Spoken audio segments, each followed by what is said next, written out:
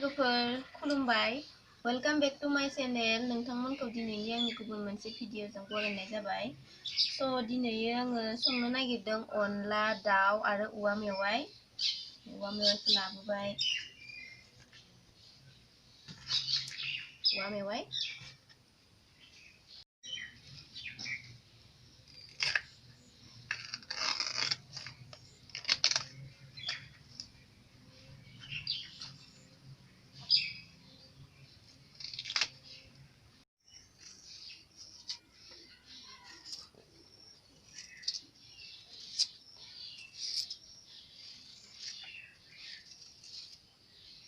बारा एसे मिजि हायालै ना बेदर एवनो थाखाय आं नै बेदरखौ सुनानै लाबोखाबाय आरो नैबेयो सामब्राम गोजा आरो नैबेयो लं एलासि हाइजें आरो बानलु सामब्राम गुफुर बायदि बायदि देनानै लाखाबाय आरो नैबेयो गंगार मसला दानि थाव हरनोसै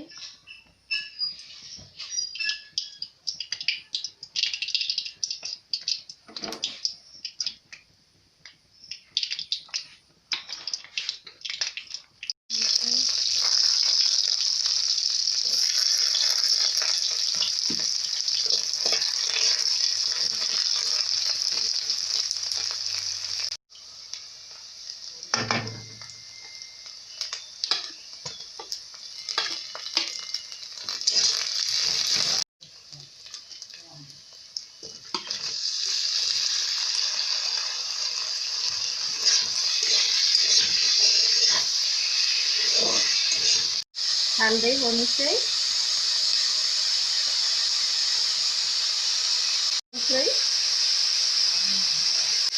नै दानिया दै हरनोसै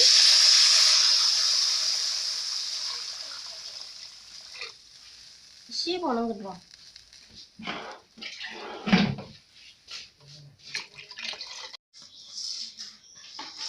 अनला देनोसै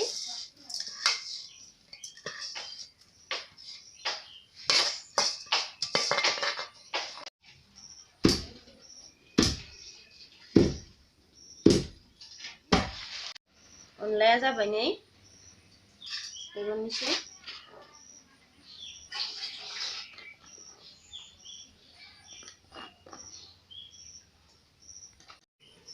नै दानिया आङो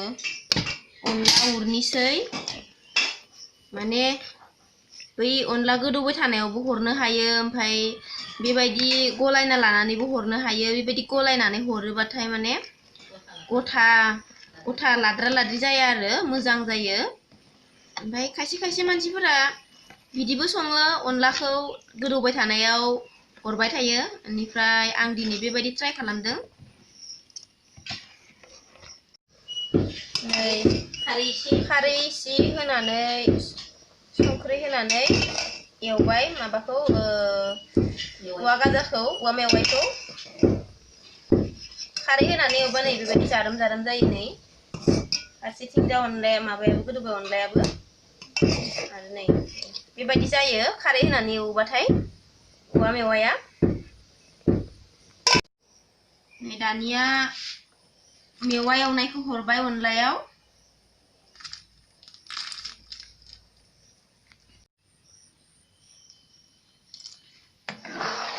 नै दानिया एरबाय अनलाखौ होबाय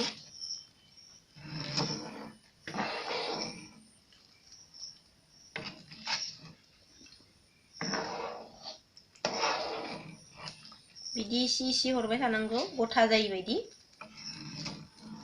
होमबासो जानो गोथाव जागोन नालाय दुन्दिया हरनोसै अनलायाव मोननोसैयानो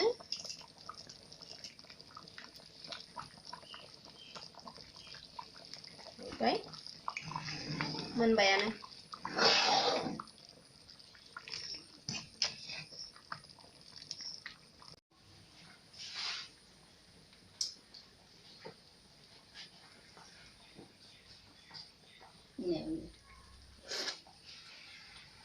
गोथाव जाथारदों संख्रिबो नांखाबाय जा आं संफैबाय जानोसै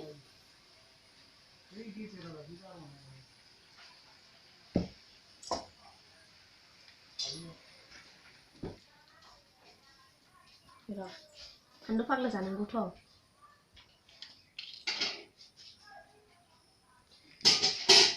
मैथा बांगालजों भेन्दि नैबेयो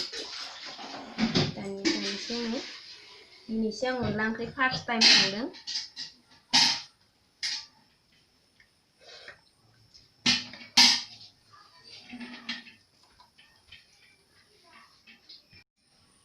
औवा गाजाखौ जा गोथाव जाखादों